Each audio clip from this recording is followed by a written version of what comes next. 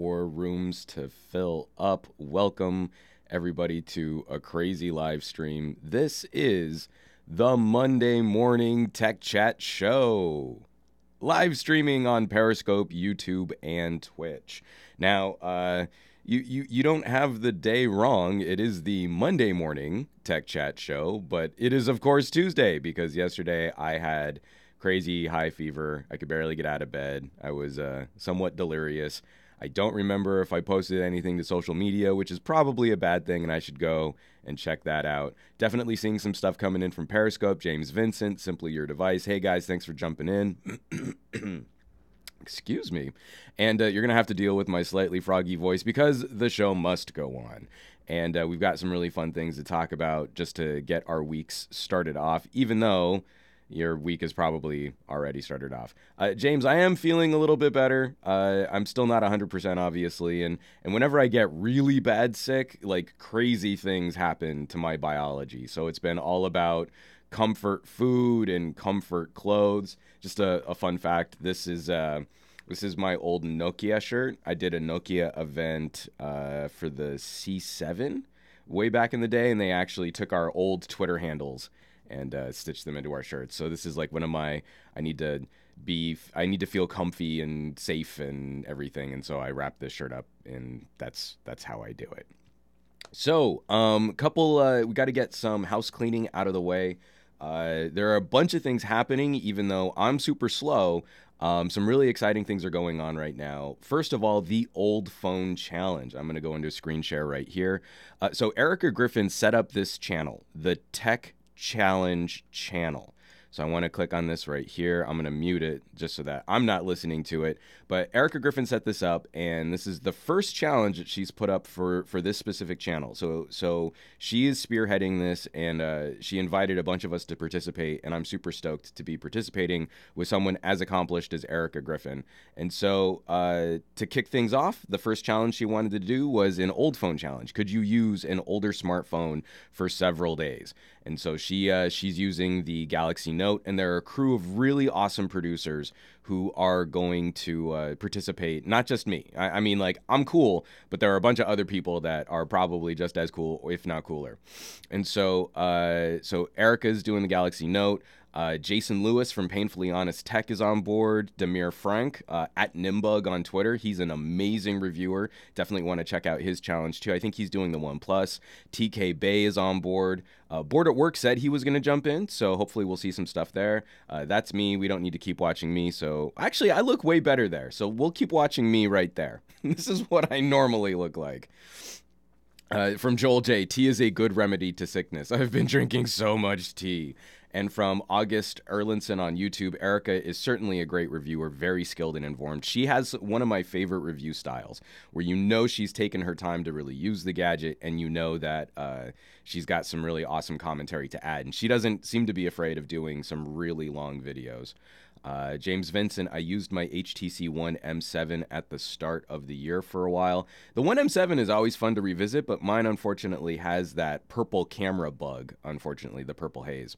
So a bunch of cool people are going to be jumping on board. This is my buddy TK Bay, and this is actually a great place to pause this, because the other cool thing going on right now is we've got a smartphone giveaway. Me and TK are giving away a smartphone courtesy of Honor UK. We've got the View 10.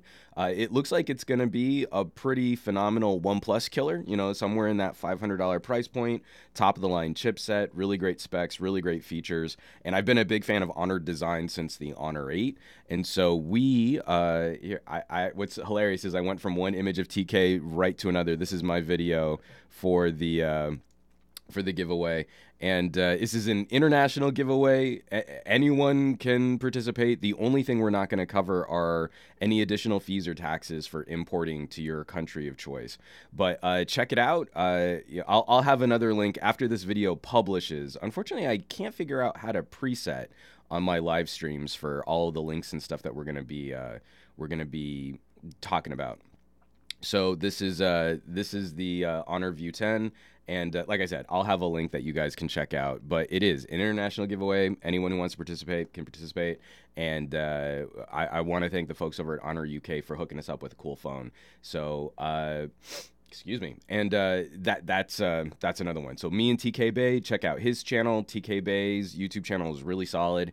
And then also just don't forget about the old phone challenge, because we're going to have a bunch of folks in on there. And if there's someone that you would like to see participate with the old phone challenge, go hook them up, send them those links, and see if you can get some of your other favorite producers on board. Like I said, we're going to have more people joining the fray. I think next week we might even have Trisha Hirschberger, jumping in on an old Galaxy. So that should be pretty cool too. From Vinny Madrox, TK looks just like Jackson Galaxy. A little bit. I can see that. And Andrew Wallace, it's really cool to see a collab with TK Bay. I need to be doing more collaborations with guys like TK, especially because TK and I live in the same state. It's not like, you know, where I'm doing the Board at Work podcast and they're all out on the East Coast and I'm on the West Coast. TK literally lives like 30 minutes from me. So it's pretty nuts. Joel J, an old iPhone. I forget who's doing the old iPhone. I think Jacqueline from NB Nothing But Tech. NBTYT88 is doing an old iPhone. And the old phone challenge should be a heck of a lot of fun from Andrew Wallace. Or frustrating, LOL. So I'm doing the HTC Touch Pro. I'm almost all done with my video. I had to hold off on recording just because I sound like death. So that's been part of her. People are saying I'm really dark. I look light in here. Hold on. Let me see if I can. Nope, that made it worse. Hold on. Let me just boost the ISO a little bit. I don't know that you really need to see my face, but there you go. The Microsoft Carrot, Juan plus Michael Fisher equals fire. So I'm trying to line up Michael Fisher and Miriam Joire for my next tech debate. If there are any cool ideas that you would like to see debated between those two, send me a message. We're spitballing right now what it is that we want to tackle.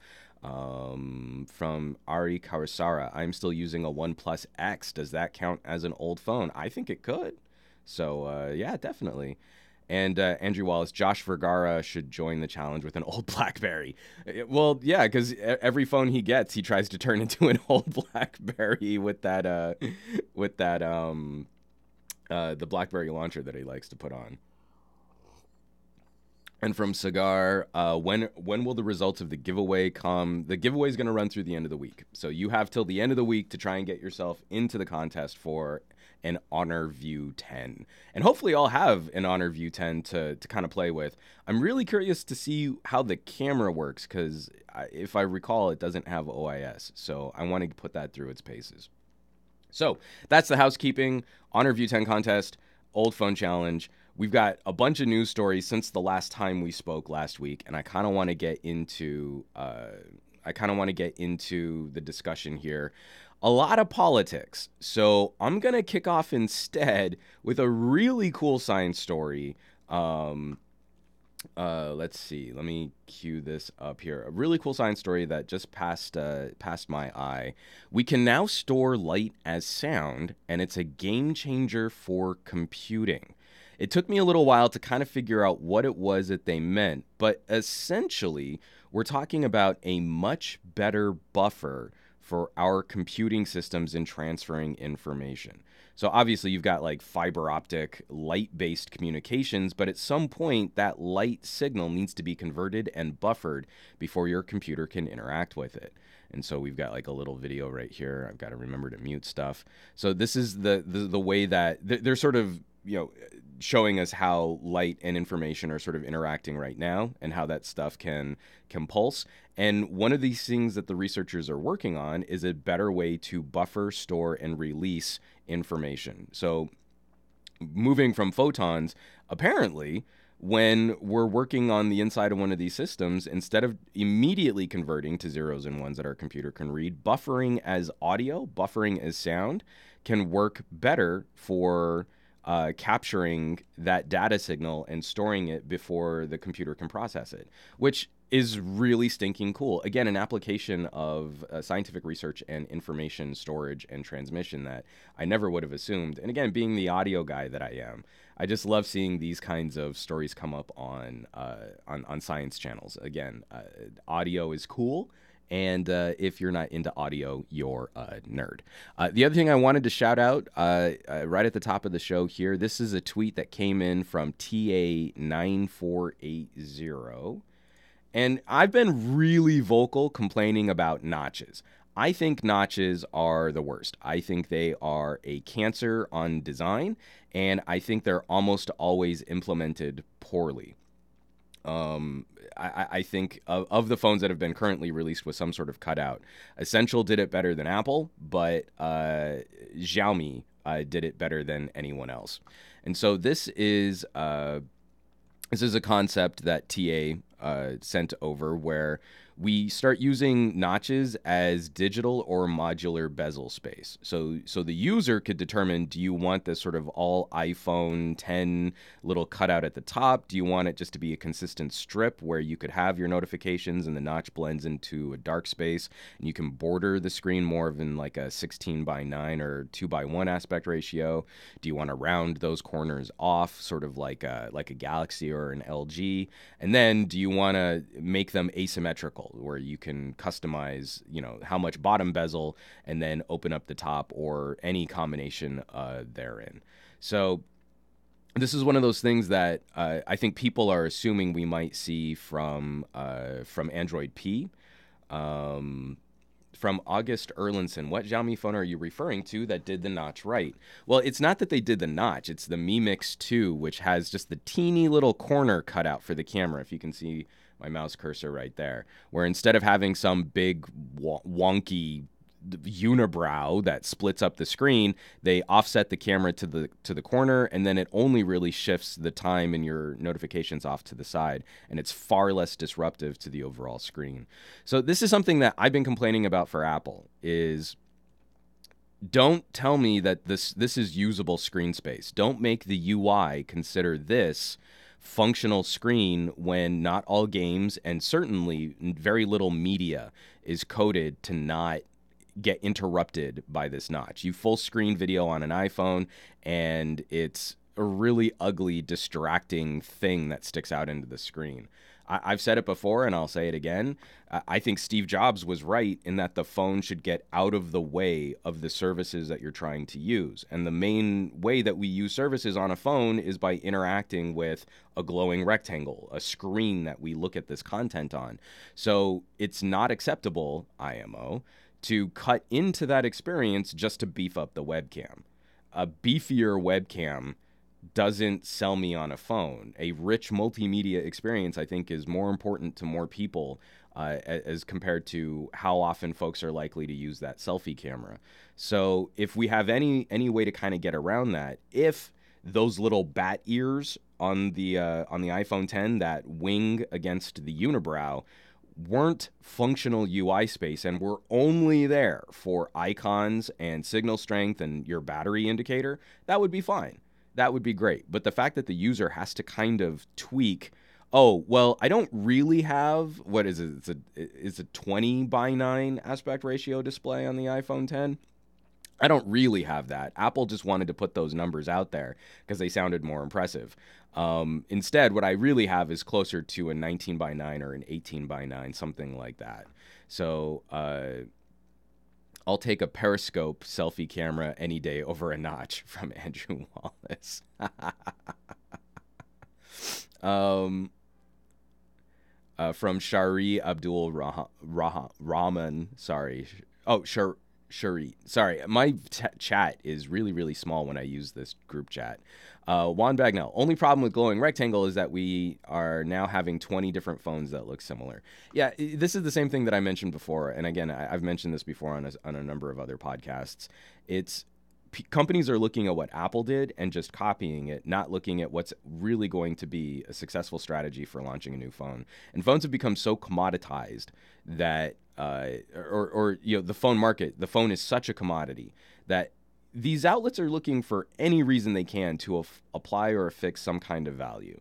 Unfortunately, that's becoming more of like a fashion statement. You can pick up a purse from Target and you can pick up a purse from Louis Vuitton, and they both achieve the same functionality and they can both arrive at very similar design statements, but two little letters plastered all over the outside of one purse dictates that purse is worth $5,000, and a Target symbol on the tag of the other purse dictates that purse is worth like $50. So That's quickly what I feel we're running towards. Is there is an outlandish design accent for the iPhone 10, which separates it from iPhones of previous years, or even iPhones of the same year if you're looking at the iPhone 8. And from a functionality standpoint, not much is different except for a bunch of things they had to change in terms of navigation, UI, access, things like that.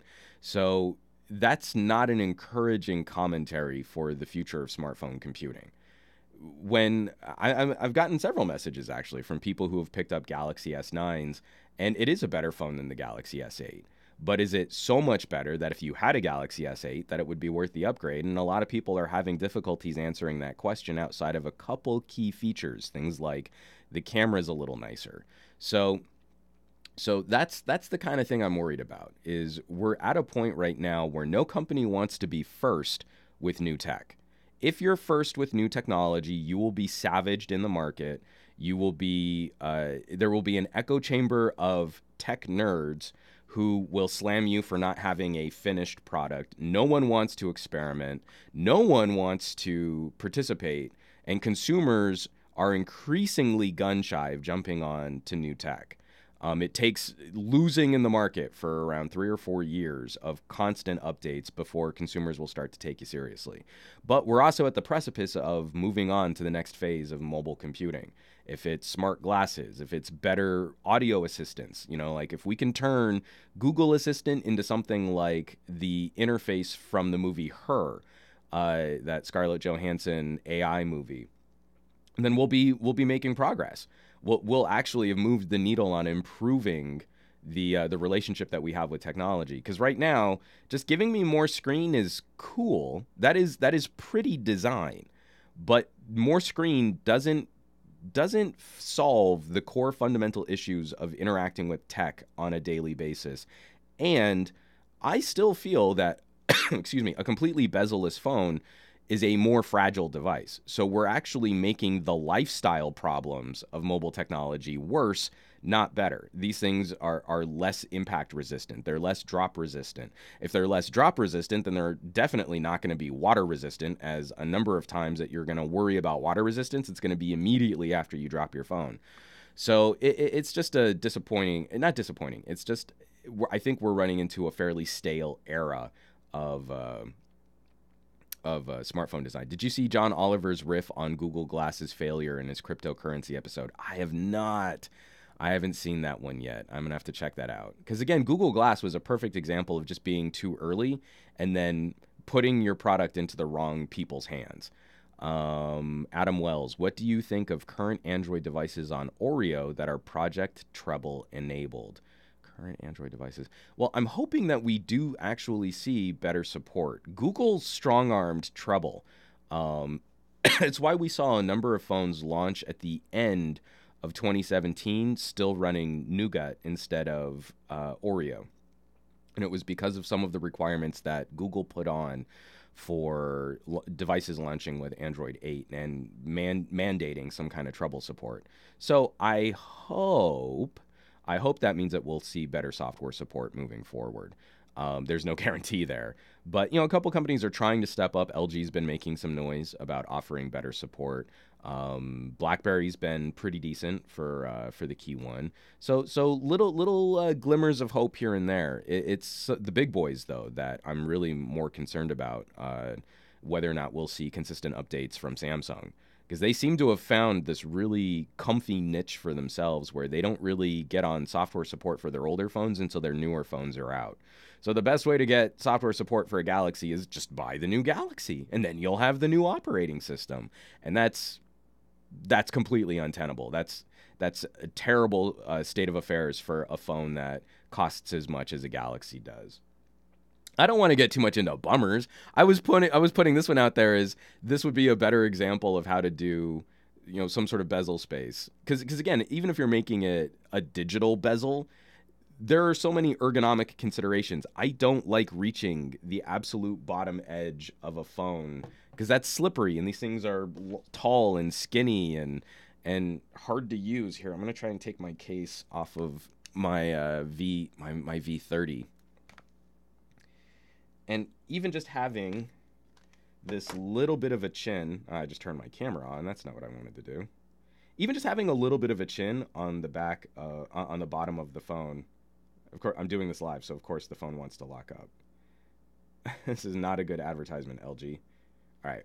So even just having this little bit of a strip means that when you hit your controls at the bottom, which is really hard for me to do one-handed unless I'm kind of bracing or moving, even moving your navigation strip just that little bit lower on such a tall and skinny device is not a great state of affairs. That's not good lifestyle design. You know, I think Apple did one thing right with the iPhone 10. I'm not going to put my case back on. I think Apple did one thing right with the iPhone 10 that a lot of people were complaining about. And that was when you pull up your keyboard, it's offset. It doesn't go all the way down to the bottom edge because that's not a good ergonomic experience for a smartphone. It's moved up so you can do things. And you'll see people complaining like, oh, it's just wasted space. How could, this is terrible. It's an eyesore. I can't unsee it. Oh, the vapors, and I'm going to pass out from this terrible look. And you're like, you're an idiot. If you're complaining about offset space on the screen from the iPhone 10 keyboard, you're dumb. I'm sorry, you are. This is what makes the phone functional, is having some kind of dead space so that your human primate fingers can actually interact with the screen. Microsoft got this so right on Windows Phone 8. With the way that the keyboard would not only offset just a little from the bottom chin bezel, but then would also give you a lot of side space if you ever turned the phone into landscape. If you typed in landscape, the keyboard didn't go all the way to the edges of the screen because that's bad for your thumb to try and reach in so tight to try and hit the letter Q. So anyway, I digress. Joel J, MKBHD, burn. I keep bringing that, oh, wasted space, because we only complain about wasted space on phones that are unpopular. You know, you'll complain about wasted space on an HTC, but he don't complain about wasted space on an iPhone until now that the iPhone 10 is out. You know, there wasn't any wasted space commentary on the iPhone 6, 6S, 7, 8. 4 generations of iPhone didn't have wasted space, but oh, that HTC, it's just so terrible. Oh, I can't, the bezels. I like bezels. Damn it. I like my Xperias. Those things are funky and modern and weird looking, and the XZ1C is an amazing one thumb device. And you know why? Because those bezels actually help keep your digits and the phone in the palm of your hand where you need it to be. So, anyway. From James W, I want a good quality plastic phone. Again, I hate to be pimping Sony here, but I'm really curious to find out what they build the XZ2 Compact out of, because it is supposed to have a polycarb body. And immediately, everyone was jumping on Sony's nuts. Oh, it's going to be expensive, and that's not premium. I don't want glass. Glass is a bad excuse for a premium lifestyle durable product. The best phone that Samsung makes is the Galaxy Active, because that thing can actually hang with you without the need to wear it in a case all the time. And that extra bit of body gives it the biggest battery with the smallest screen. Everything you geeks say you care about, durability, lifestyle features, water resistance, drop resistance, huge ass battery, is on the Galaxy Active, not on the regular Galaxies. Those don't win if you do care about what you say you care about. But I digress. From who's that? Cats. Love the polycarb on the Lumia 1520. I miss those days. You'd scratch it, you'd crack it. The plastic was the same color as the rest of the phone. It had a great satiny finish, but it was still grippy in the hand. It was durable. I dropped a 920 and it just sort of dented a little bit. The rest of the phone was fine. It was so much more practical. It was easier to come in a variety of different colors. A really high quality polycarb, not the crappy flimsy plastic from like the Galaxy S3, but a really nice, thick, gauged, molded polycarb is still one of the best phone experiences that that a manufacturer has ever come out with. So I want to get into some politics. We'll see. I'll have some more phone commentary coming up in future broadcasts. Just right now, everyone's hung up on the Galaxy S9, and I'm not reviewing one. I'm going to spend a little time with the View 10 next, and my old phone challenge, and then I'm getting back into some of my production stuff. I'm working with Newegg to do a whole series on vlogging setups, and so we're going to be doing some hardcore vlogging. And then on March 26th, the 26th of this month, I'm driving down to UCLA to speak with one of the top audiologists, ear, nose, and throat doctors, one of the top audiologists in the country. Dr. Grimes, she has a focus on pediatrics in audiology, and we're going to spend some time talking about hearing loss in young people because of modern technology and the way that we listen to music. My hypothesis is that one of the things contributing to hearing loss are terrible headphone design. So when you get ear pods, like from Apple, that don't really seal in the ear, but they have really powerful drivers. The drivers on the earpods are actually pretty decent. It's just that you don't have any way to block the noise that's happening around you.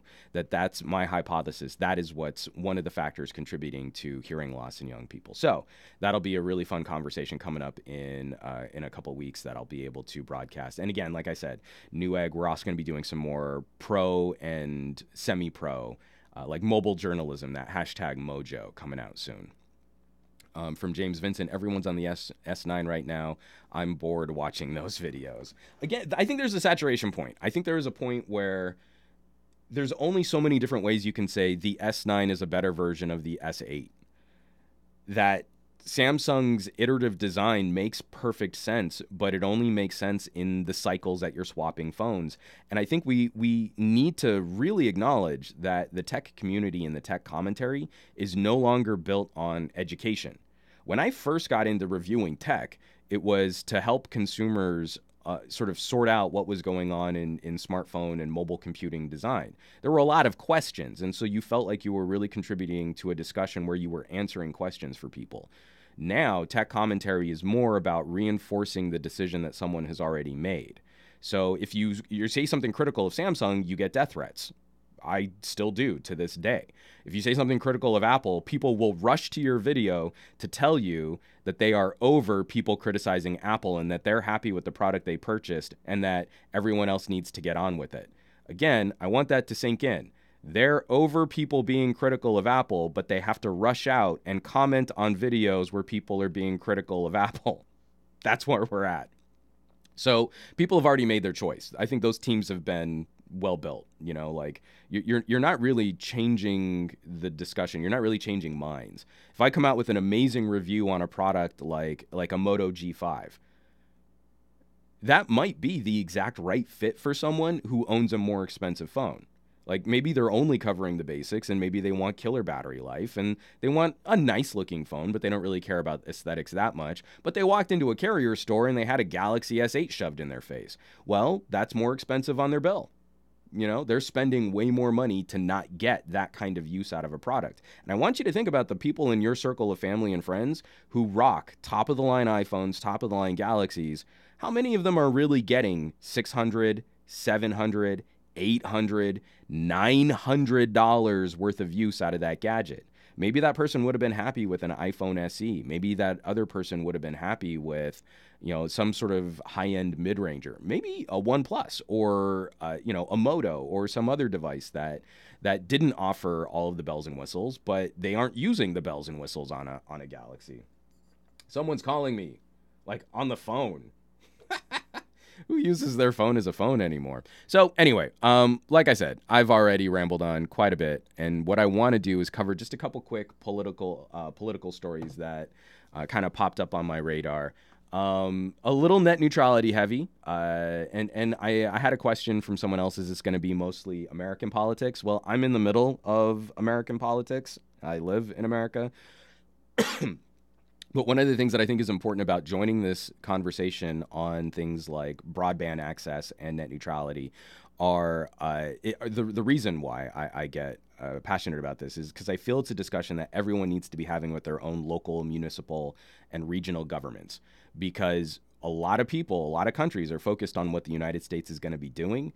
And I think we're going to see an international battle between broadband access, fair broadband communication, and the pricing on those services. I think a lot of countries are looking to try and follow suit with what we recently did here in the United States with the FCC gutting net neutrality, and I don't think that's good for consumers. I know a lot of people disagree with me, and so far I haven't heard any compelling reasons as to why they're right. So if you need to drop me some comments down below and you want to send me some links and some evidence, economists talking about this, other technology outlets talking about this, especially if you can frame it as the debate between the internet classified as a telecommunication service versus an information service, that's where we need to hinge this discussion. If you just have the feels and you just heard someone say it was going to be better for competition to wreck the way that we keep competition fair, then I'm not going to reply to you. I don't really have anything to rejoin that conversation with because I feel I've been pretty consistent. So this is one potential. So this isn't the doom and gloom story that the author is trying to make it out to be. This comes from Digital Music News, Paul Resnikoff, writing about an issue consumers are having with Comcast. And so Comcast found accidentally blocking legitimate sites, including PayPal and Steam. So this is all anecdotal. There is a protected browsing mode that Comcast Xfinity can give to consumers, which I do like when companies give consumers an easy way to filter their own traffic. So, for example, you're a parent and you've got a router and you have got an Xfinity router and you want to set up a couple blocks on sites just to prevent your kids, for example, from browsing stuff that they probably shouldn't be browsing. That, I think, is an appropriate use of internet content filtering, where it's up to the consumer to decide what does and doesn't show up. Unfortunately, this auto filter, it's kind of like an auto mod. So you turn on this Xfinity protected browsing plugin, and Comcast makes this claim to their consumers that will take on blocking stuff that you don't want your family to interact with. The problem is what gets put on that list. Comcast decides what gets put on this list, and just a general consumer who's not into the tech space like we are. Like if you're watching the stream, there's probably a higher than average likelihood that you're really into tech stuff, not just like a passive consumer. So that list occasionally will have things added to it which don't make a lot of sense. And so Xfinity consumers are complaining about having trouble accessing things like PayPal. Why would that be? Why would PayPal ever make it onto this blacklist from Comcast? That doesn't make a lot of sense. And ditto Steam. Now, Steam is even more dangerous in the ISP space because we're still seeing these things take so long to play out in the courts. But we're still seeing Time Warner, which is now Spectrum, is still engaged in lawsuits over how they were throttling gamers out on the East Coast. Why? Well, you can make an argument that they didn't have the infrastructure to support gamers in New York. What my argument is, with all of the money that we've paid to these companies, all of the fees which have been tacked on our bills to improve infrastructure, all of the sweetheart deals they've gotten from local governments to prevent competition, to expand presence, to expand network, and to all of the tax breaks that these companies have gotten to help encourage growth and infrastructure, they haven't lived up to their end of the deal. They haven't lived up to their responsibilities in improving broadband. I'm in Southern California. I'm in Los Angeles. I should have access to some pretty decent connection speeds, and the fastest I can hope for is a 20 megabit upload, which means consistently I'm streaming this out, and I'm streaming this out at a 3 megabit up. That's as good as I can give you. Like that's his best. That's the best that I can really stream consistently without having this thing flake out. And that's terrible for Southern California. Where's our fiber? Where's our gigabit? We've been paying for these things for decades. We've been paying for fiber for decades, and they gave us fiber to the node and copper to the house. That's not the same. That's not what we've been paying for. So Comcast potentially putting up small barriers in this protected browsing mode against companies which are perfectly legitimate. I don't know of any major complaints from PayPal that would warrant filtering from Comcast, and I certainly can't think of anything that Steam is doing that would warrant Comcast throttling, blocking, or adding them to a protected browsing mode, except for the fact that gamers do use up bandwidth. But if we're paying for that service, then we need to be able to access that service. From Sharul Abdul Rahman, no last mile fiber in Cali? No. And in fact, California is a perfect example of like the bureaucracy of government and business getting entangled, where a couple of years ago, I think on one of my SGGQA podcasts from like 3 years ago, I talked about how the city of Los Angeles, not the greater LA metro area, because that's a huge sprawling megapolis of different little communities that are all just sort of stapled together in the worst kind of urban sprawl. I think it was about 3 years ago where the LA City Council, had just started talks to talk about the beginnings of bidding for companies to come in and start laying fiber. We have not finished the impact consulting on that. We are still probably 2 years out from any substantive, I don't know, any discussion of substance regarding laying fiber in the greater LA area. And that'll initially be fiber to businesses. I think the only company that's started is AT&T. And they've started spreading fiber to downtown LA businesses. So high rise in LA will get fiber, but we're not talking anywhere near talking about community infrastructure or suburbs. So we're in bad shape, especially for California to be considered, the like the tech capital of the world, like it's trying to be. San Francisco's a little bit better because of the population density, and you've got so many Silicon Valley companies around that area sort of mandating better broadband. But if you're not in a giant business structure, you don't have access to gigabit, and it's awful. So that story right there from Comcast, the doom and gloom tone doesn't fit. I don't believe that this is currently rising to the level of an actual infraction of net neutrality. But this is also coming at the heels of other businesses starting to dip their toes back into, this is from BF Floyd, Comcast offered gigabit in my area, never got the speeds that I paid for, finally just reduced my plan to an option that they actually support. And we're all in that same boat too. I think it's Australia that is looking to prevent companies from advertising internet speeds that they actually can't deliver.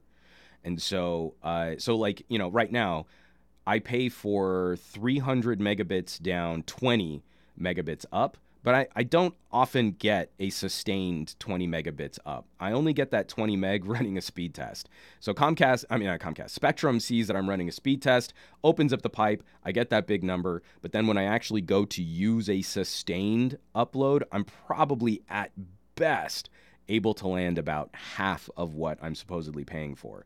So this tactic of saying you have a maximum of up to this speed is something that I think Australian legislators are looking to do away with. And I think there was something also going on in the EU, where they were looking at preventing companies from advertising their maximum speeds, their maximum burst speeds, but instead trying to find some way of calculating a maintained sustained speed or advertising their minimums.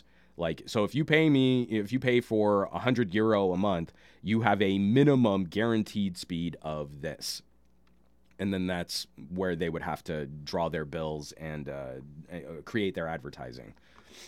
How much is a 320 pipe in your neck of the woods? I actually have to look that up. My wife set up the billing, and I haven't looked at her cable bill in a long time. I'm terrible. But it's not cheap. It is one of the most expensive internet plans that Spectrum currently offers, and it's the only way that I could guarantee even that piddling of an upload rate.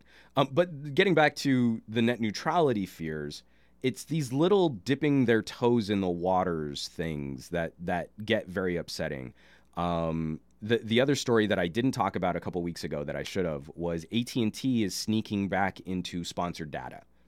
And so this was something that they were making a lot of noise about before the original implementation of net neutrality during the Obama administration, where you use your phone and you use something data intensive, and that counts against your bucket of data.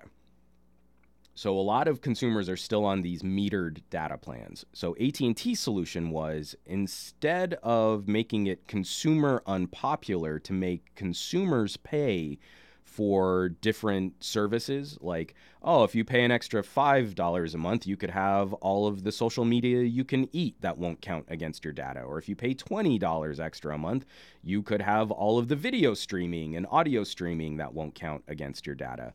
Kind of like what T-Mobile was doing with their binge on plans. Again, not really a good net neutrality consistent idea. It doesn't gel with net neutrality, but it's consumer popular because they're paying for a service and they don't have to worry about counting their gigabytes. So AT&T's solution was instead, what if we charged a fee to content providers? So YouTube pays an extra fee to AT&T to then say all of YouTube streaming no longer counts against a consumer's data plan on AT&T. So again, this feels in the short term very consumer friendly, but it's essentially an extra levied internet tax on everyone else. So you make businesses pay more to jump through these hoops so that consumers won't feel the sting of using their data. If they don't pay for that service, then consumers are less likely to use your service on mobile because it'll count against their data.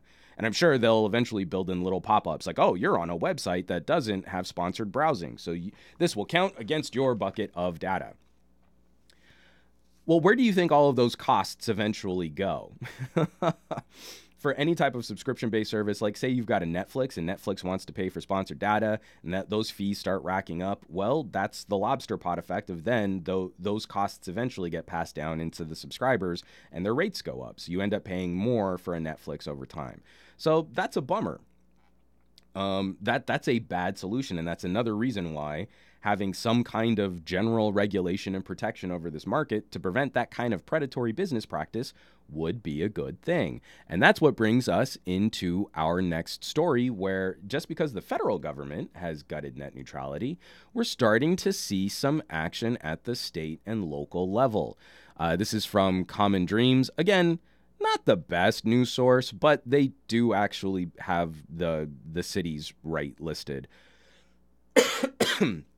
Title of this story, 11 mayors applauded for refusing to do business with companies that do not support net neutrality. This is coming on the heels of Washington State also voting something similar into state law protecting net neutrality. And again, this is advocacy groups. They have a website, mayorsfornetneutrality.org. But this is exactly where we need to start taking the battle, is at the local level. I don't believe we can fix the problems facing the telecommunications industry from the top down. I actually am in favor of significant deregulation of this space, but not deregulation of the major players who are already winning in the tech sector. We don't need to further deregulate Verizon, AT&T, and Comcast. We need to fix all of these problems at the local level, which prevent competition. So the mayors currently supporting this, Mayor Bill de Blasio in New York, Mayor Steve Adler in Austin, Texas, Mayor Ted Wheeler in Portland, Oregon, Ron Nierenberg in San Antonio, Sly James in Kansas City, Missouri, Mark Farrell in San Francisco, Catherine Pugh in Baltimore, Barney Senni in Putnam, Connecticut, Paul Soglin, Madison, Wisconsin, Sam Liccardo, San Jose, California, Jacob Frey, Minneapolis, Minnesota, and the County Board of Supervisors Chair, Zach Friend, in Santa Cruz County, California, the entire county there. So I want to throw them all shouts out of glory. I'll have all of these stories linked down in the description below after this video broadcasts on the YouTubes. This is a step in the right direction. So I did a debate on the TechBeard podcast with someone who was against net neutrality. And the main talking point that this young gentleman kept bringing up in a very libertarian kind of way was they don't want anything that's going to prevent competition, so we need to get rid of net neutrality. Net neutrality doesn't really affect competition in the ISP space. Net neutrality just protects a consumer's ability to get onto the internet and not have content filtered from the source of their on-ramp to the internet. If we want to fix competition from between ISPs, the only thing that moves the needle in the United States is having more than one major player in your area providing broadband, actual defined broadband, not what I have, which is I have a cable provider and a DSL provider. So for the same amount of money, if I don't like doing business with Spectrum, I can pay the same or roughly the same. I don't remember what my bill is because someone asked. I can pay roughly the same and use DSL with, I think, a 5 megabit download and a 1 megabit upload. That's competition. Hooray! I can't vote with my wallet. If you're a libertarian, this is absolutely what you should be concerned about. Are corporations actually competing for your business? Most of the country only has access to one or two providers, and a disgustingly small fraction of United States citizens have access to more than one major player. Increasingly, that secondary competition is coming from municipal initiatives, communities getting together to roll their own fiber because the local ISP isn't getting the job done. So until we do have real competition, we need to look at where we need to deregulate the market. Net neutrality does not affect that ISP competition. Net neutrality just gives you fair browsing. That's essentially what it is. It's not going to change for businesses. Businesses have no incentive to improve their infrastructure. We've seen that they just deliver these little tiny updates here and there to make it feel like we're getting good progress. DOSIS 3. We have a new sort of filtering mechanism on your cable so that you can burst a little bit faster. But it's not really a sustained improvement. But suddenly a Google Fiber rolls into town, and wouldn't you know it, AT&T and Comcast, they start offering like real speed improvements and real cost savings. Well, that's kind of funny. So what we need to do is look at I believe there are still 20 states in the United States that have laws against competition. Again, if you're a conservative, if you care about making money, you care about actual competition for services and for access to services, you should be for net neutrality, and you should be for deregulating at the state and city level. This is how we guarantee more money is made, more jobs are created, more businesses are created, and everyone has access to consume the goods created by those new businesses. If you're against these things, then you're not really a conservative. You're not really a libertarian. You're really in favor of preventing competition in the marketplace. And that's stupidly anti-conservative. So I am a capitalist. I am not, an authoritarian socialist or a communist. I want to make more money, but I want to make more money not at the expense of other people. So this is again part of the conversation where I want to see people engaged, writing through their local law, their local and community lawmakers, not just like senators in Washington D.C. This stuff is affected way more at the state and city level because it doesn't take much effort from a major corporation to exert influence over a city politician. And you look at the campaign contributions to state and local officials, we're talking thousands of dollars to give multi-billion-dollar companies preferred access and preferred status in a community to the tune of millions of dollars. So, a Verizon, a Comcast, an AT&T, a Spectrum, they get a humongous return on their investment by playing at the state and city level. I kind of feel like the national level is a bit of a red herring. Ooh, net neutrality is scary. No, not at all.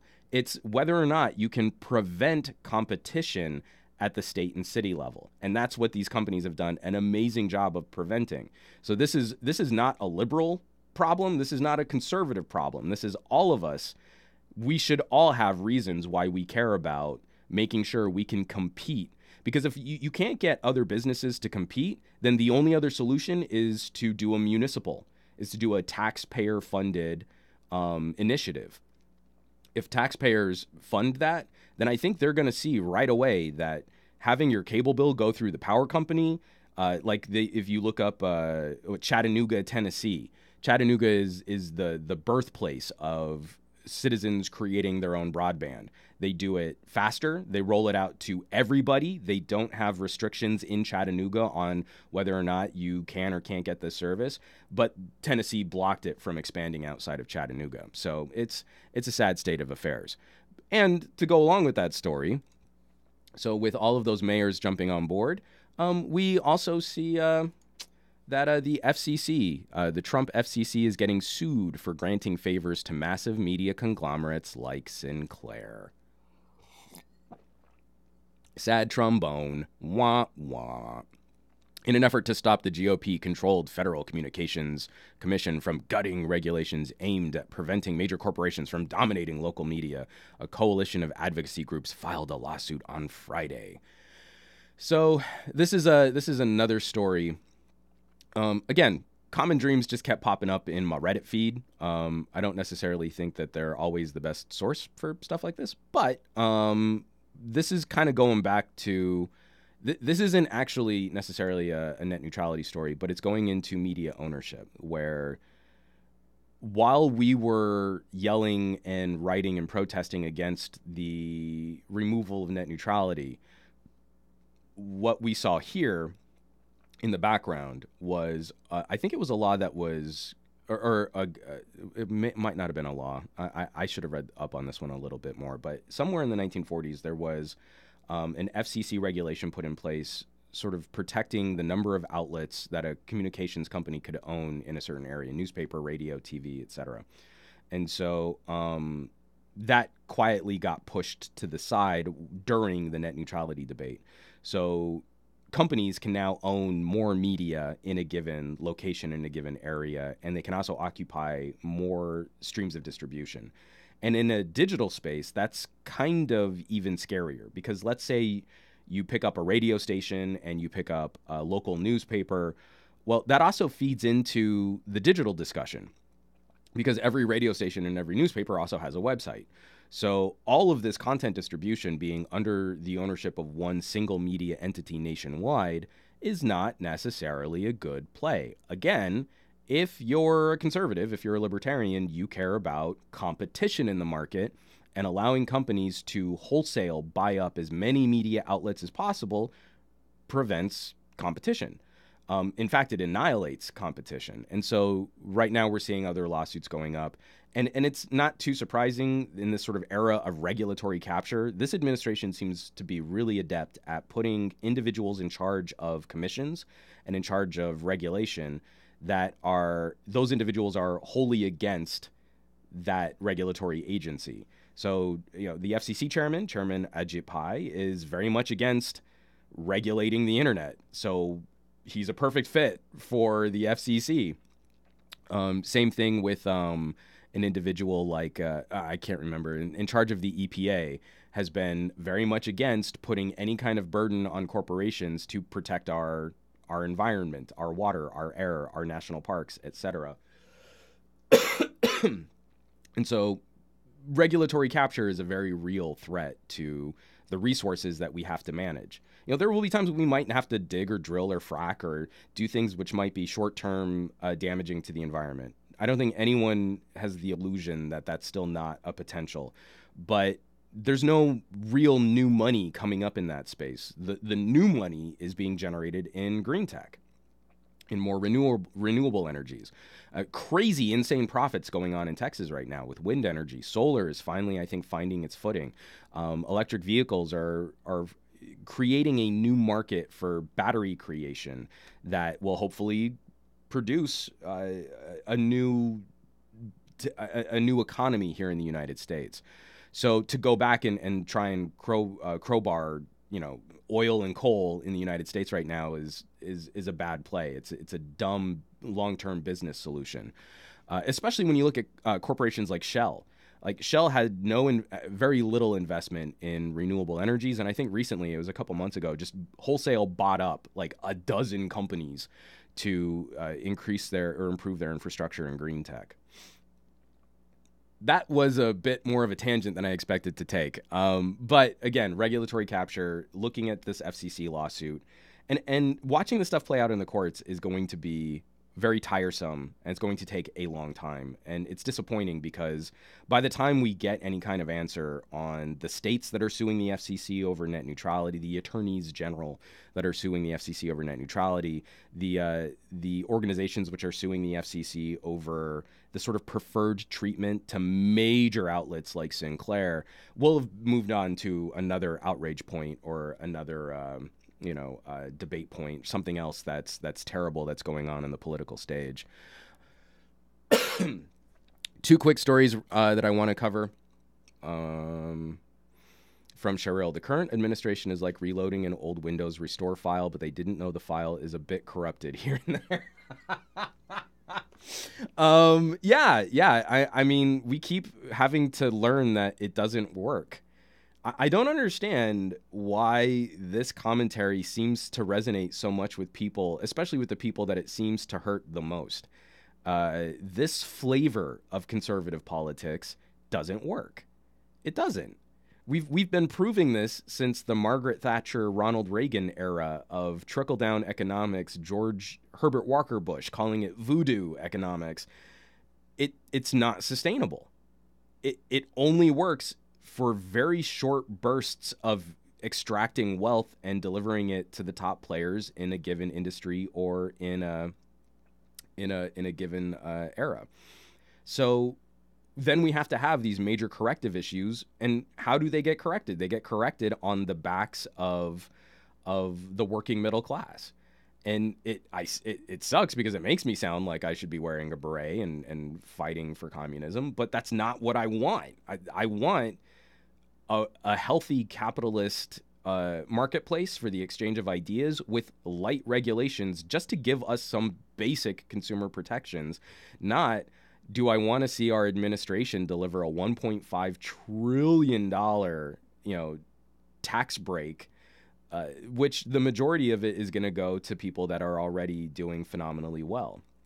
I don't want to see punitive taxes, but I don't want to see conservatives continue to put the nation on credit to pay off people who are already insanely wealthy. So, again, I digress.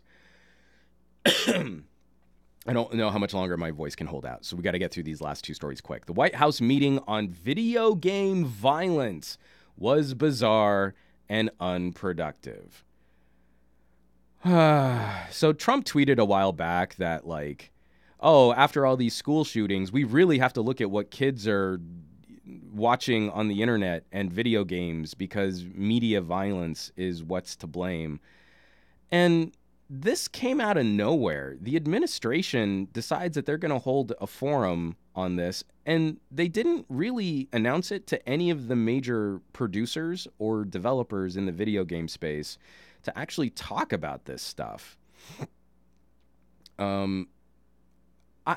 I still have yet to find any solid studies showing where the appropriate dissemination of violent media has a noticeable impact on the people who consume that media. For example, this is a story from The Verge. A recent University of York study backed up the ESA's claim, finding no evidence of a link between video game violence and violent behavior. So here's the thing that I think we can all agree on, is that video games, like movies, like music, are not all one thing.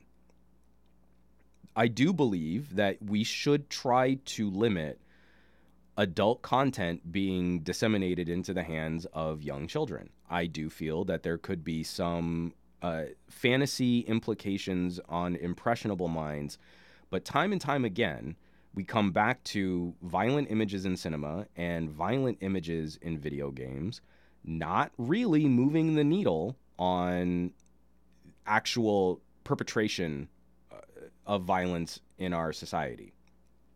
And this media is consumed worldwide, and we don't see the same correlation, the same causal link that we're trying to make with video games here in the United States anywhere else in the world. At the same time, there are numerous violent acts perpetrated in this country where the person perpetrating it, especially if they're an older individual, has no relationship to gaming. So again, I feel that there is other systemic forces at play when someone who already has some kind of disassociative link to society or is already not operating as best they could, that violent outburst or that violent act or that violent behavior is probably coming from somewhere else other than, I saw something happen in a movie and now I want to mimic it or copy it. I saw something violent happen in a video game and that trained me on how to create that act in real life. The two are not synonymous. I used to be a shooting sports instructor for the Boy Scouts. I would train kids how to shoot rifles and shotguns, and also archery and slingshots. You don't hear about too many slingshot massacres, so I don't feel too bad about that. But the act of holding a shotgun and learning how to use it and learning how to fire it in no way, shape, or form resembles like using a shotgun in a video game. Like, it's just completely incomparable. So this Jack Thompson style murder simulator discussion is, again, completely old. Like the comment we had, it's like they keep rebooting Windows XP and then finding out that there's something corrupted there. We need to expand the discussion beyond just a convenient scapegoat for that moment. Gaming is a convenient scapegoat for people who are not a part of that community. You can always point to someone else's entertainment and say, no, that's bad. I don't consume that media, so no one should consume that media. You're not in the fight. You're not in the game. You're not a part of it, so it doesn't affect you at all. It's so much more convenient to do that than to look at what other forces in our society might be contributing to this. Especially, I think, stigma in our society where men and women, we make it very difficult for people to get help when they need to get help. And we make it very difficult for people to observe others in healthy and community-building ways. I keep pointing back to my experience in the Boy Scouts teaching kids how to use firearms safely. And it was, I kept my range extremely strict. So we'd start off with BB guns, and you start off with a BB gun lying in a prone position to help guarantee that a Cub Scout or a Boy Scout is only going to be pointing their weapon downrange. And you have this conversation with them. If anyone's out on the field, everyone's hands leaves their BB guns immediately. All guns go down. And if I see someone's gun point more than 10 degrees off target, I'm going to ask you to step aside. We're going to give another boy a turn, and then we'll come back to you. If you do that twice, you're off my gun range. That's it. That's done. And I would still get into arguments with troop leaders. Like, the kid in your troop who was using this BB gun unsafely, I had to ask them to leave. You don't get your money back. I'm sorry. We're in the middle of Cub Scout camp. You can't just piecemeal a refund for your kid's bad behavior. And then at the same time, that was the training to eventually move up into, small gauge rifles and shotguns. So that made sense to me, that there was a discipline and an observation involved in the safe training of that tool, of that firearm. And along the way, I always had other people helping me keep an eye out for someone who might not be acting appropriately with those weapons. You had time to observe, and you had time to catch the behavior of these individuals and correct it. Inform, educate. When, sort of gun education happens completely in private, free from the rest of the community. And I'm not talking about hunters, because I actually have a great respect for people who actually hunt their own food. Not just game trophy hunters. I don't have a ton of respect for that, but that's a totally different podcast. That instruction in firearms used to happen with a family, and it used to happen in a community. And calling out bad behavior was totally appropriate and totally applicable. Hey Johnson, I saw your kid doing dumb things with the gun. Can you tell him to stop? that kind of relationship between other members of your community and individuals within a family unit regarding the usage of this tool was very accessible. So for me, a lot of this commentary comes down to stuff like that. We can point blame at individual aspects of the gun industry. We can point blame at things like video games. We can point blame at healthcare. We can point blame at a number of other issues, but all of it needs to be sort of addressed holistically. Of that holistic pie, I think video game violence and movie violence accounts for an exceedingly tiny influence over the current state of violent interactions in our society. So, from Kyle Netherwood, seems overly cautious for BB guns, but I guess it makes sense if they'll carry the real thing one day. That's the point, Kyle. You need to start from the very beginning. If I am overly strict with a BB gun, which a BB gun, the air rifles that we would use, that could still damage an eye permanently. You know, I had one of the best accident report ratings for the 2 years that I was a shooting and sports instructor for the BSA. I think I had 2 incidents over 2 years of kids getting winged by BB guns. And thankfully, neither of them had BBs embedded. Like, it was like just little scratches and flesh wounds. So one of them was a bruise, one of them was an actual cut. But if one of those BBs had made it into an eye, had made it into a mouth, something like that, then that would have been a terrible accident for a BB gun range at a Boy Scout summer camp. That's bad. You don't want any kid to leave being maimed with a fun activity like BB target shooting. And precisely that. I am instilling a pattern of behavior and an authority of discipline that will hopefully carry them through rifles and shotguns. That they fully understand and respect what that tool is designed to deliver. And I can't teach that after those kids are already irresponsibly using these tools. I can't backtrack that. After a young child is using a firearm irresponsibly and it's fun, I can't then be the person who dumps a bucket of cold water on that fun and tell them, no, here are all the rules, let's go back to basics. I need to start from the very beginning. That's where I need to reach those people. That's where the education needs to happen. And that's so true of every facet of our society. You know, you're worried about like teenage pregnancy rates. Well, teaching kids about sex long after they're already having sex is not the time that you want to be doing that. So again, BB guns, absolutely. Was I too strict? Yes. Because one, there is still a threat of harm, very small, but there is still a threat. And I want zero. I want zero harm to befall the kids in my care when I was on the range. And two, then the second I put something else in their hands, they have a much better understanding of what to do, how to do it, and where to safely operate. So that's the game. From Pedro Andrade, BB guns are not tools. Of course they are. My sister used to keep rabbits. When the neighbor's cats would come jump into our yard and try and kill her rabbits, was I going to go out there with a shotgun? Are you mad? No, a BB gun was the right tool to deter the threat of neighborhood alley cats from eating my sister's rabbits. It's absolutely a tool. And why? Because BBs hurt. BBs can cut, break skin, maim. Yes, absolutely. You should be teaching kids some care. Why am I even debating this? Go watch A Christmas Story. You'll shoot your eye out. You'll shoot your eye out. This is ridiculous. Okay. So anyway, I have one last story here, which is definitely, definitely something that I hope we'll see more of. This is something that I think is a bit happier on the horizon. A number of states are joining this initiative, but it's finally my state which is joining the conversation. This is coming out of Mac Rumors. California to introduce right to repair bill requiring smartphone manufacturers to offer repair info and parts. I am so stoked to see this finally making some more noise. When you buy a gadget, when you buy a piece of technology, who actually owns it? Who actually has the right to crack it open, to augment it, to change it, to fix it?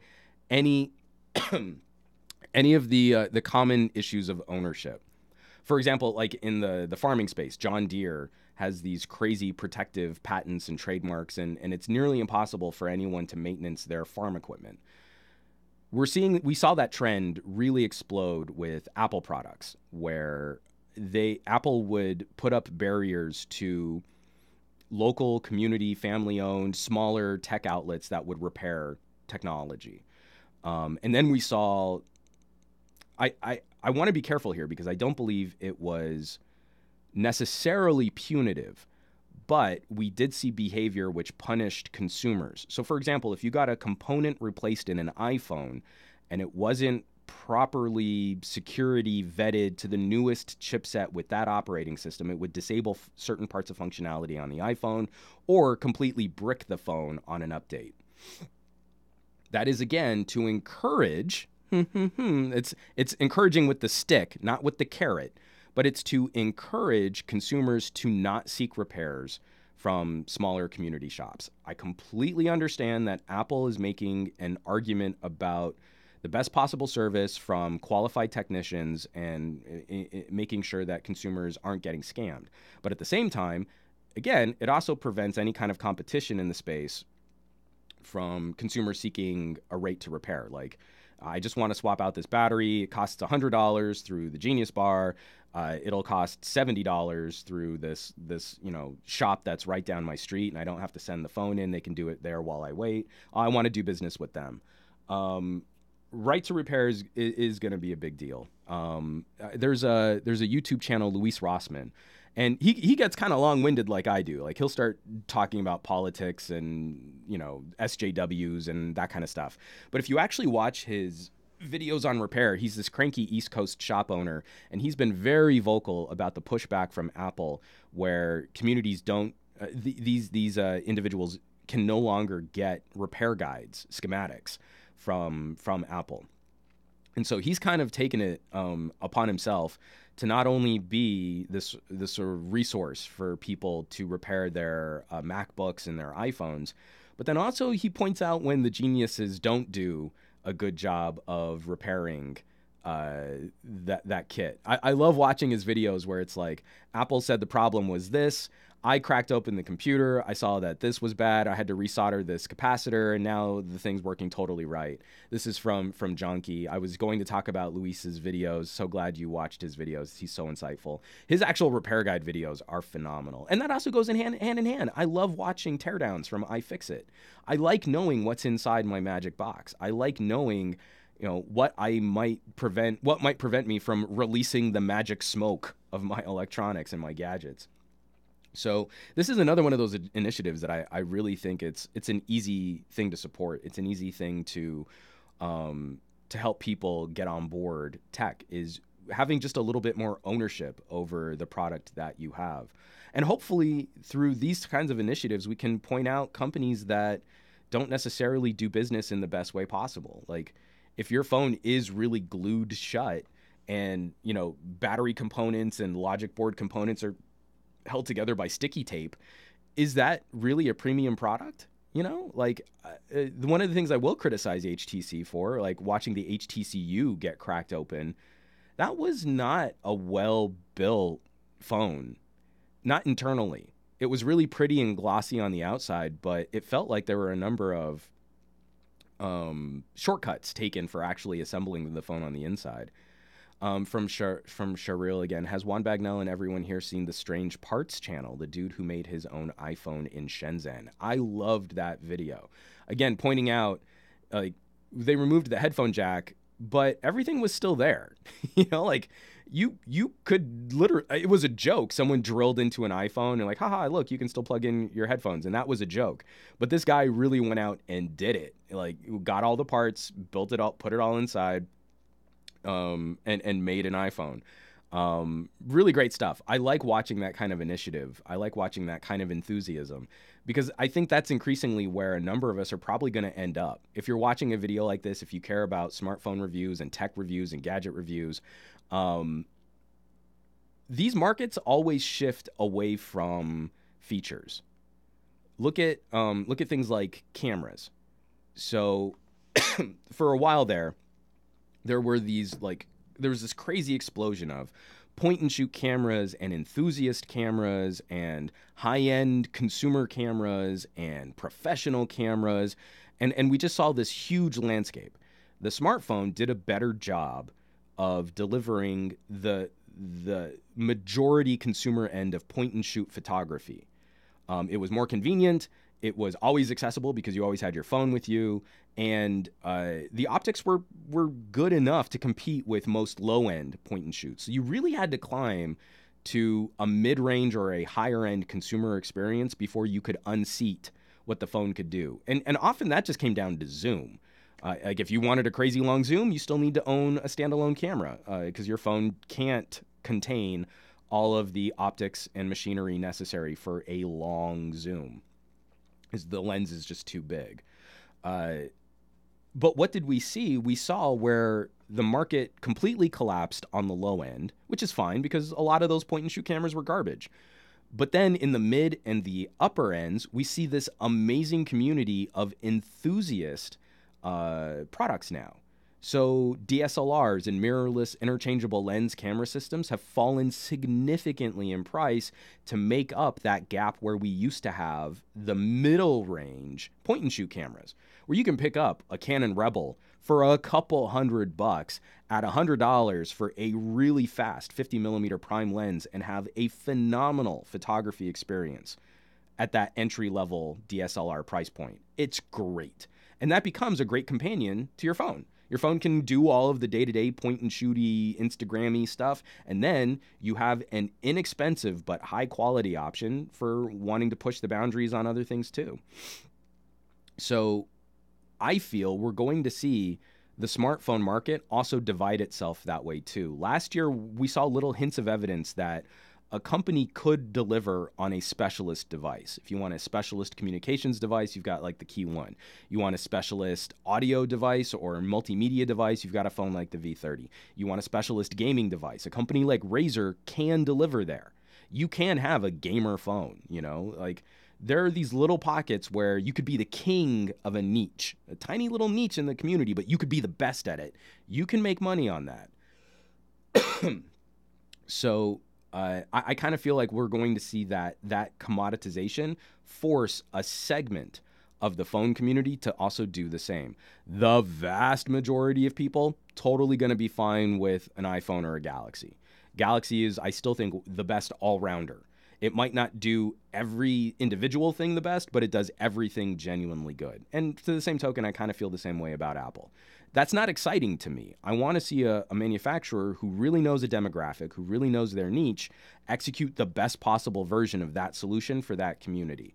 And hopefully that's what I see us expanding to, or bifurcating, splitting up the market where you can make a great argument for another player, a Moto, an LG, an HTC, and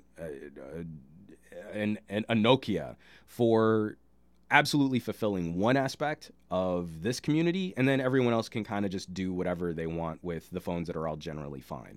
So when I see people who are doing like Right to Repair or The Strange Parts or Louis Rossmann or iFixit, it's like those commentaries are built for the enthusiasts.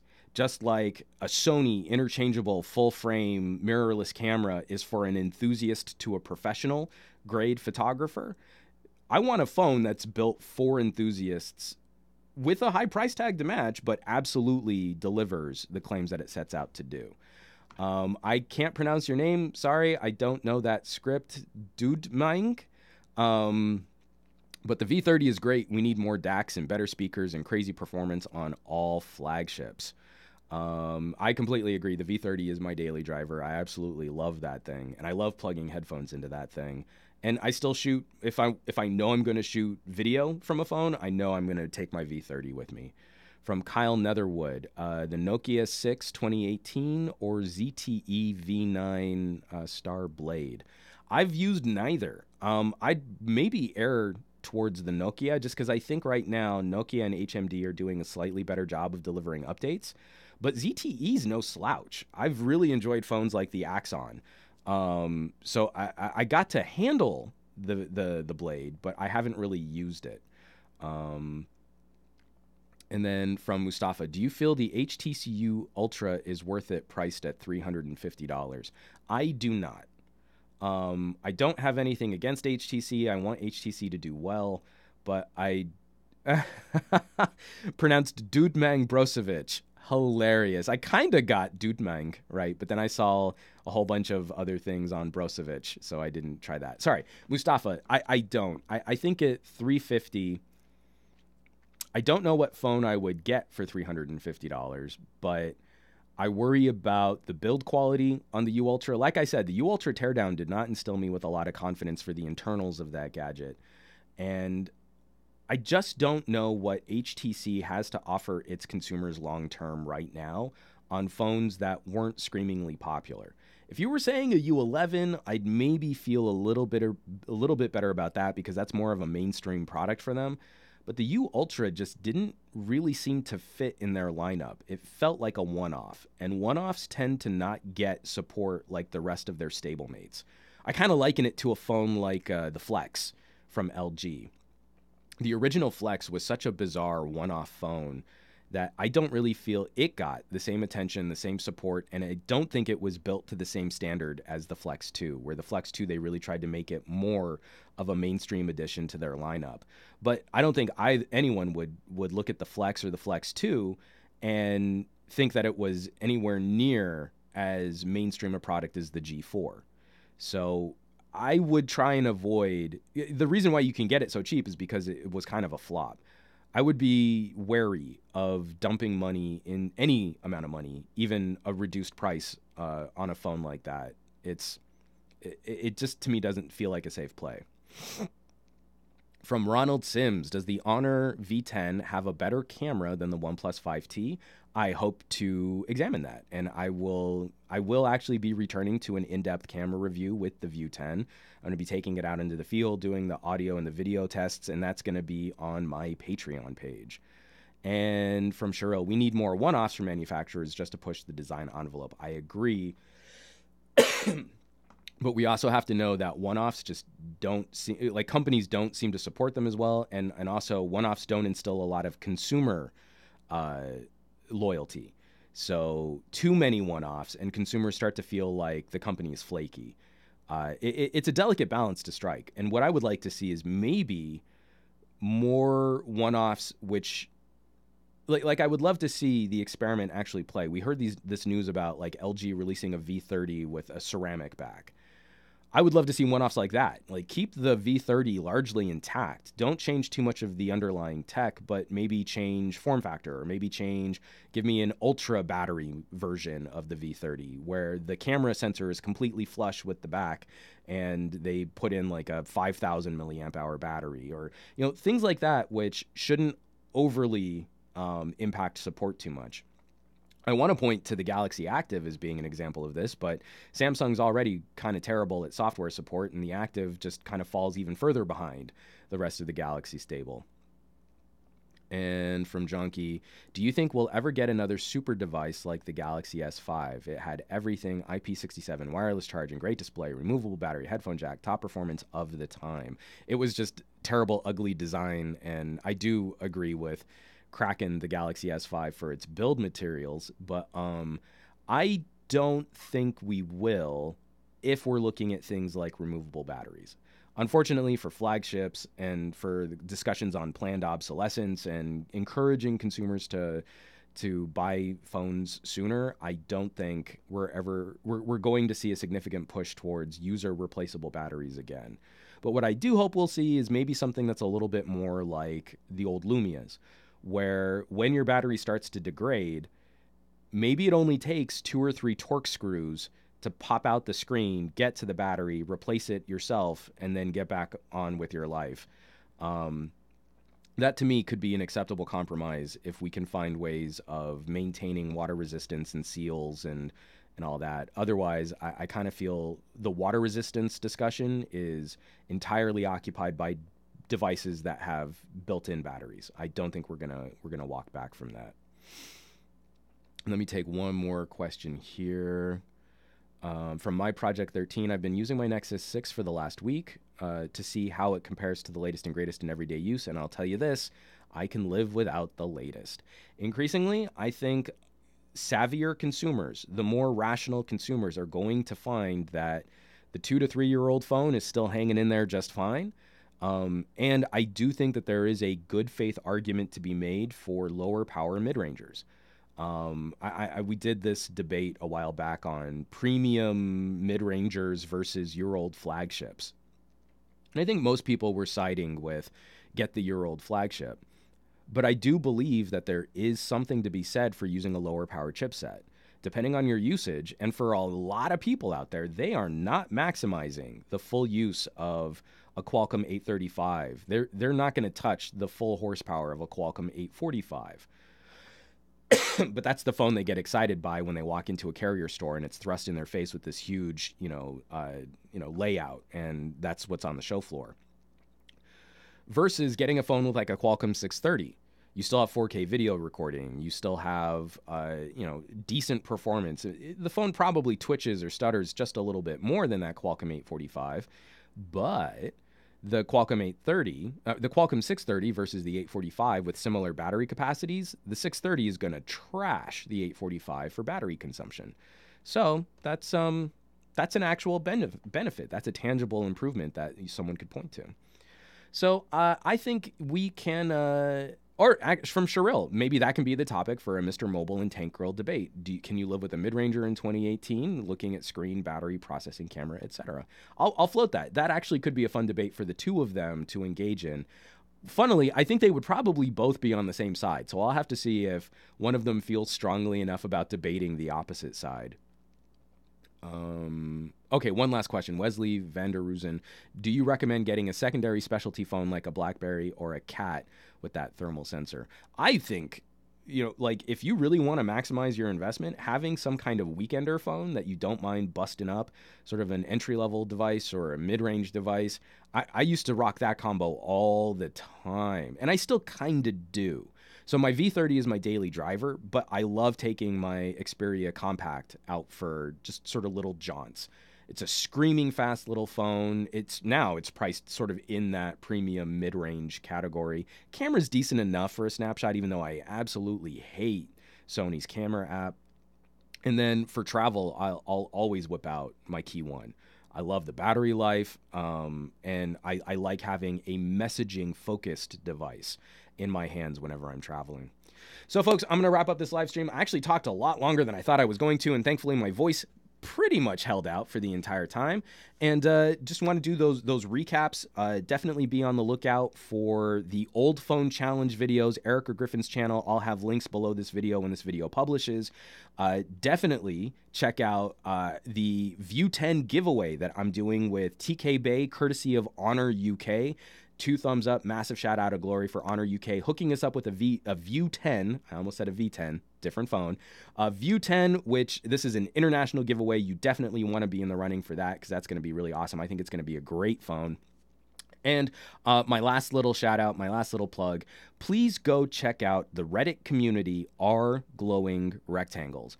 R Glowing Rectangles is a small but growing Reddit link share where we're trying to help YouTube producers who are struggling to build their channels, struggling to find some communication or some community, with the new requirements for subscribers and watch time. We're really trying to offer resources and support for people that are producing great content. So if you have creators that you want to share, you think they deserve more attention, please go head on over to R Glowing Rectangles. But more importantly, actually participating is a huge deal. So upvoting content, leaving comments on content, and sharing from Our Glowing Rectangles really helps build up that sense of people working together and us supporting people that need a little bit of help. I would not be producing content if I hadn't gotten a little bit of help from bigger producers when I was starting out, and it's the same way that I can help pay this forward.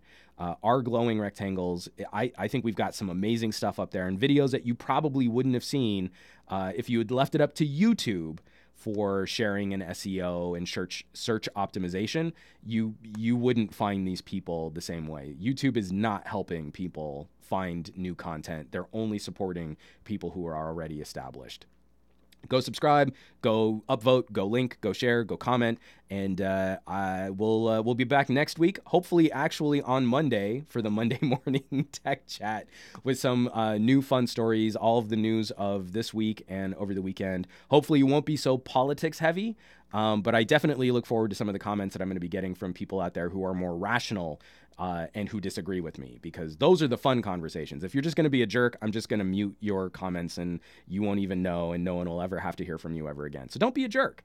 I think that's what I'm going to leave you off with in general. Just don't be a jerk, and everyone will be happier, and everyone will be more successful, and everyone will thrive. So thanks so much for watching. You know where you can find me around the internet, at SomeGadgetGuy. Check out Newegg Now this Thursday. We're going to have an amazing episode on esports. You're not going to want to miss that. And I will catch you next week on the next Monday morning tech chat.